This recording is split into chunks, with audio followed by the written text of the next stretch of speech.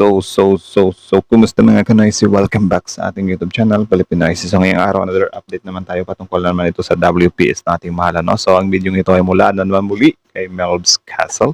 So, meron ito pamagat na China militia na gulat, binangga sila ng BIFAR at Rase. BIFAR hindi natakot makipagbanggaan sa China.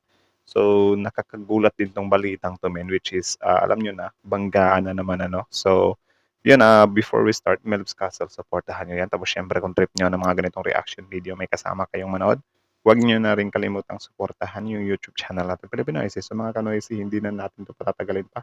Simulan na natin, baka agawin pa ng China. Again, ang pamagat ng video ito, China militia nagulat binangga sila ng BIFAR. Atras BIFAR hindi natakot makipagbanggaan sa China. Which is nakakaano din kasi mabuti pa daw yung BIFAR, according sa mga kababayan natin. So again, Melb's Castle, Pilipinoysi, like, comment, share, subscribe, start. Hanggang kakwenta-kwentang kausap tong China matapos alukin si Pangulong Bongbong Marcos ng dialogo kahapon lang. Muli na namang hinarang ng Chinese Maritime Militia ang barko ng BIFAR na papuntang Pag-asa Island. Ano bang inaasahan natin? Or ano bang inaasahan nila na yung mga dialogo na yan is may kwenta yan? Or susundin ng China yan. I think hindi na bago sa atin yan kasi ganyan naman parati talaga yung China After ng meeting or after ng mga dialogo, wala, kinabukasan, wala na. Back to ano na naman, panggagahaman na naman. Sinubukan tong harangin at hindi padaanin, pero hindi napigilan ng Chinese Maritime Militia kasi pinalagyan ulit yan ng BIFAR. Sa video makikitang inuunahan tayo ng China sa pwestuhan.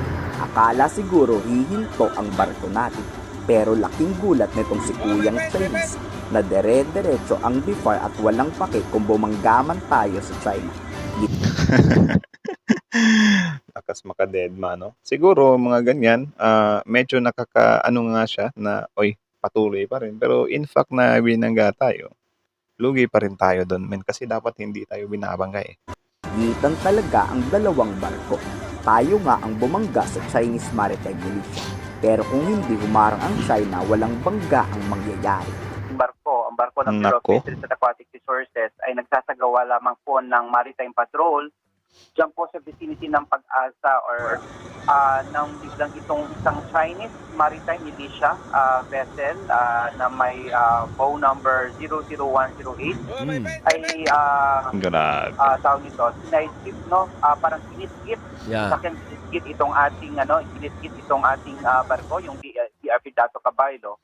Ito na yung parating gagawin ng China na kunyari sila yung babanggain. Kasi ngayon parang na-claim na nila na Philippines na yung bumangga, no?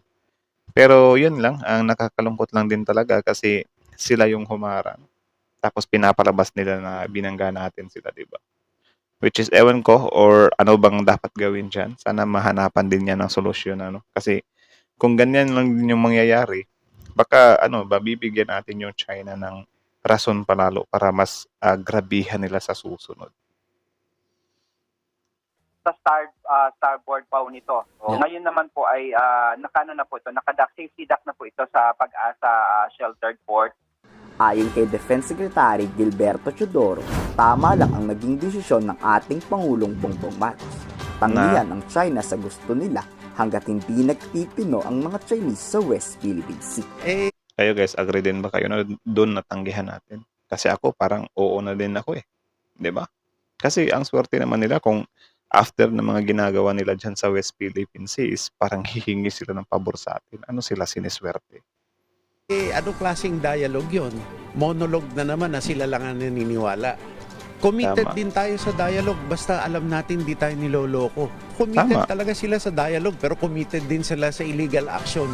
Kahit ang Philippine Ito naman din talaga yung problema ng China. Yung dialogo ng gusto nila is pumapabor talaga sa kanila. So, paano nagiging dialogo yun kung hindi fair sa isa't isa, di ba? Ewan ko kung kailan matauhan yung mga taong yan. Hindi nadududahan sa binabalak na usapan ng mga Chinese. Paraan lang ata yan ng Chinese Foreign Ministry para mauto ang Pilipinas. Sasabihan tayo ng mababangong salita tapos kabaligtaran pala ang nangyayari sa karagatan. Bukas naman ang Pilipinas sa pakikipag-usap. Pero gaya ng nauna ng hamon ni Pangulong Marcos sa Chinese Premier, paatrasin o palayasin muna ng China ang lahat ng kanilang barko bago tayo makipag-usap. We look forward to good faith discussions.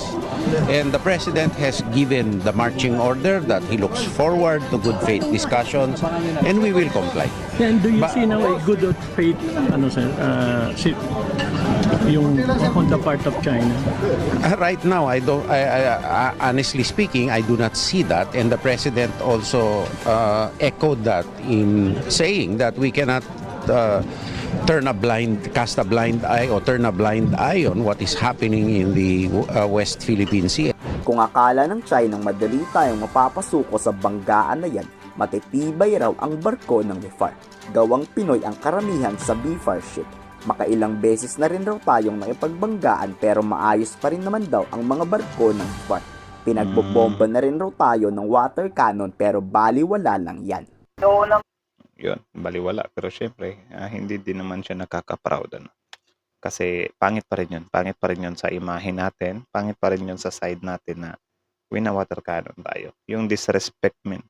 naman po, matitibay naman nating mga barko kung napapalitaan niyo po, hindi naman ito yung unang pagkakataon na ginitgit tayo, binomba ng tubig pero nakatayo pa rin po ang ating mga barko at nagagamit pa rin natin ito. Even this Dato Capailo, ito rin yung pong sinubukan nila ng bombahin ng tubig dyan sa Baho de Masinloc.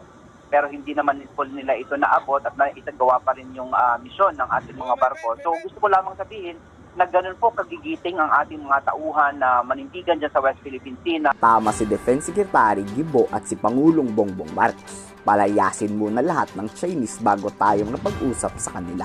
Pabor ba kayo dito? I-comment. Pabor ako, syempre. Dapat pabor tayo sa kung saan papanig sa atin yung sitwasyon, di ba? So, yun lang naman mga kanoisis. So, again, ang video yun ay mula kay Melb's Castle. So, supportahan nyo yan. Original video link in the description box below. Panoorin nyo rin siya, i-subscribe nyo, and then, yeah, that's it. Also, bago nyo iwan yung channel natin, huwag nyo na rin kalimutang supportahan yung YouTube channel natin, Filipino IC. So, like, comment, share, subscribe din kayo dyan, ano? Ayan na. Ayan na naman.